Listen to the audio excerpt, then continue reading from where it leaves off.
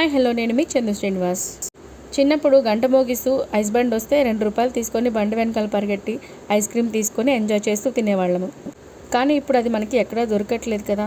అందుకే ఇవాళ మనం దాన్ని ఇంట్లోనే చేసుకొని చిన్ననాటి మెమరీస్ అన్నీ గుర్తు చేసుకుందాం. దీనికోసం నేను పాన్ హీట్ చేసుకొని ఒక 3/4 కప్పు వరకు సేమియా తీసుకున్నాను. ఇప్పుడు ఈ సేమియాలను గోల్డెన్ కలర్లో వచ్చేంత వరకు డ్రై రోస్ట్ చేసుకోవాలి. మరీ కలర్ చేంజ్ అయిపోకుండా చూసుకోవాలి. ఇప్పుడు ఇందులో నేను 3/4 లీటర్ వరకు పాలు యాడ్ చేసుకుంటున్నాను. పాలు మరీ చిక్కగా ఉండాల్సిన అవసరం లేదు, పలుచగా నీళ్లు కలుపుకున్నా పర్వాలేదు. ఇప్పుడు ఈ పాలల్లో సేమియాని బాగా ఉడికించుకోవాలి. ఎక్కడ ఉండలు లేకుండా నీట్గా ఇలా కలుపుతూ ఉడికించుకోవాలి.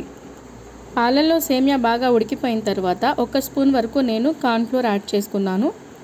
ఇప్పుడు కార్న్ఫ్లోర్ కూడా ఎక్కడ ఉండలు కట్టకుండా బాగా కలుపుకోవాలి. ఇప్పుడు ఇందులో నేను 3/4 కప్పు వరకు చక్కెర యాడ్ చేసుకుంటున్నాను. చక్కెర కూడా బాగా మెల్ట్ అయిపోయేంత వరకు ఇలా తిప్పుకుంటూ కలుపుకోవాలి. చక్కెర బాగా కరిగిపోయిన తర్వాత స్టవ్ ఆపేసుకొని చల్లారనివ్వాలి.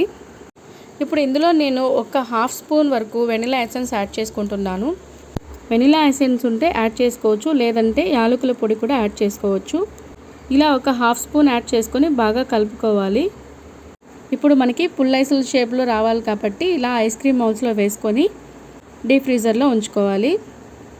మనం ముందుగా రెడీ చేసుకున్న దాన్నంతా ఇందులో ఈవెన్గా అన్నిట్లో వేసుకొని ఇలా ఫిక్స్ చేసేసుకొని డీప్ ఫ్రీజర్లో 6 అవర్స్ ఉంచేసుకోవాలి. ఒక్కొక్క రీఫ్రిజిరేటర్ ఒక్కొక్క టైం తీసుకుంటుంది ఇలా ఐస్ గడ్డగా అవ్వడానికి. నాకు ఇక్కడ 6 అవర్స్కి ఇలా చక్కగా ఐస్ క్రీమ్స్ అవి రెడీ అయిపోయాయి. చూసారా, చూస్తుంటే చిన్ననాటి జ్ఞాపకాలు గుర్తొస్తున్నాయి కదా. మీరు కూడా ఒకసారి ట్రై చేసి ఎలా వచ్చిందో కామెంట్ రూపంలో తెలియచేయండి. వీడియో నచ్చితే తప్పకుండా లైక్ చేయండి. మీ లైక్స్ మాకు చాలా విలువైనవి.